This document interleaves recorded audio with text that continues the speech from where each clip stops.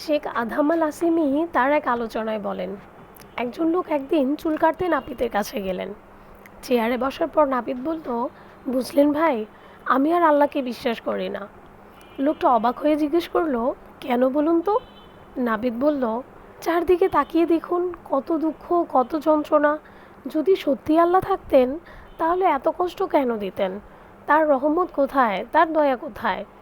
লোকটা চুপ করে গেল, কিন্তু মনে মনে একটা খচখচানি রয়েই গেল। পরদিন সে নাপিতের কাছে গেল আর বলল, বুঝলেন, কাল একজন লোককে দেখলাম, এমন এলোমেলো, জট পাকানো চুল, দাড়ি গোঁফ একেবারে জঙ্গল হয়ে আছে। বুঝলাম না, শহরে কি কোনো নাপিত নেই নাকি? নাপিত বলল, নাপিতর তো ভাই অভাব নেই, কিন্তু এই লোকগুলো তো নাপিতের কাছে যাচ্ছেই না। লোকটি মৃদু হেসে বলল, ঠিক তাই, আল্লাহ আছেন, কিন্তু মানুষ তাকে খুঁজে নিতে চায় না, যেমন কেউ কেউ চায় না নাপিতের কাছে যেতে।